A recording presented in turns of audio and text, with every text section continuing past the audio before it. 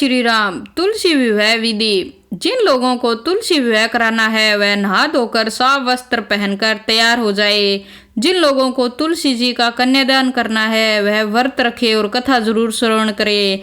शुभ मुहूर्त में तुलसी के पौधे का आंगन या घर की छत पर किसी चौकी पर स्थापित करे। एक दूसरी चौकी ले जिस पर शालिग्राम को स्थापित करे।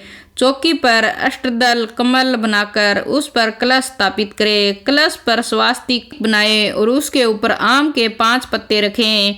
एक साफ कपड़े में नारियल लपेटकर कलश के ऊपर रखें। तुलसी के गमले पर गेरू लगाए और उसके समक्ष घी का दीपक जलाए।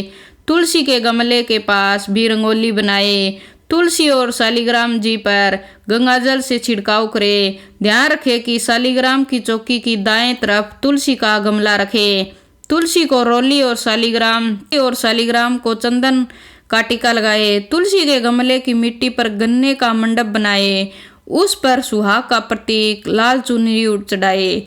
फिर तुलसी के गमले को साड़ी लपेटकर उन्हें चूड़ी पहनाकर दुल्हन की तरह श्रृंगार करें। शालिग्राम जी को पीले वस्त्र पहनाए। तुलसी और शालिग्राम को हल्दी लगाए। बनाए गए मंडप पर भी हल्दी का लेप लगाए। सबसे पहले कलश और गणेश जी की पूजा करनी चाहिए। इसके बाद माता तुलसी और भगवान शालिग्राम की धूप दीप फूल वस्त्र माला अर्पित करें। इसके बाद तुलसी मंगाष्टक का पाठ करें। हाथ में आसन सहित शालिग्राम जी को लेकर तुलसी जी की 7 बार परिक्रमा करें। इसके बाद भगवान विष्णु और तुलसी जी की आरती उतारे और भोग लगाए। पूजन के बाद प्रसाद का भी वितरण करें।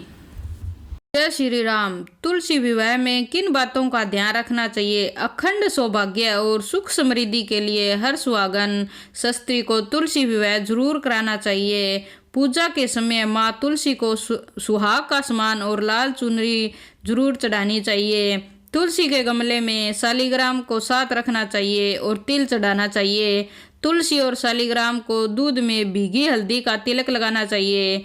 पूजा के बाद किसी भी चीज के साथ 11 बार तुलसी जी की परिक्रमा करने की परंपरा है। मिठाई और प्रसाद का भोग लगाना चाहिए।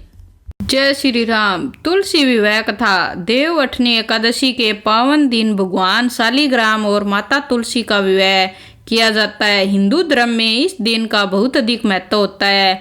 धार्मिक मान्यताओं के अनुसार भगवान शालिग्राम और माता तुलसी का विवाह करने से वैवाहिक जीवन सुखमय हो जाता है। इस पावन दिन विधि विधान से पूजा अर्चना कर व्रत कथा पढ़नी चाहिए। जलंधर नाम का एक पराक्रमी असुर था जिसका विवाह वृंदा नाम की कन्या से हुआ। वृंदा भगवान विष्णु की परम भक्त थी और पतिव्रता थी। इसी कारण जलंधर अजय हो गया।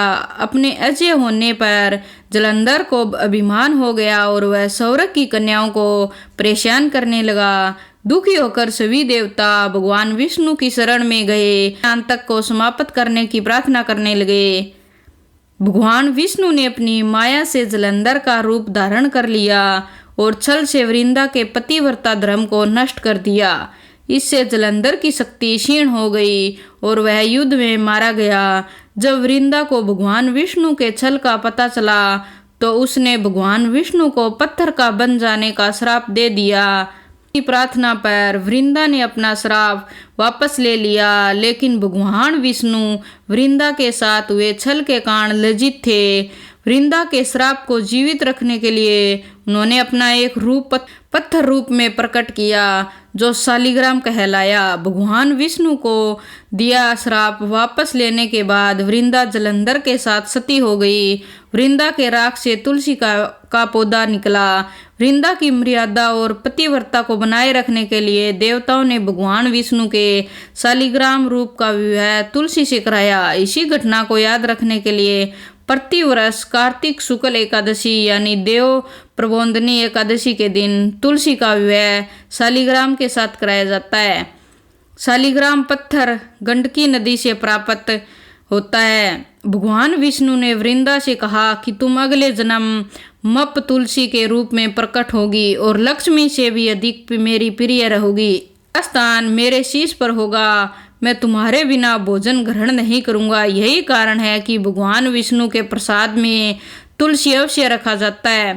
बिना तुलसी के अर्पित किया गया प्रसाद भगवान विष्णु स्वीकार नहीं करते हैं।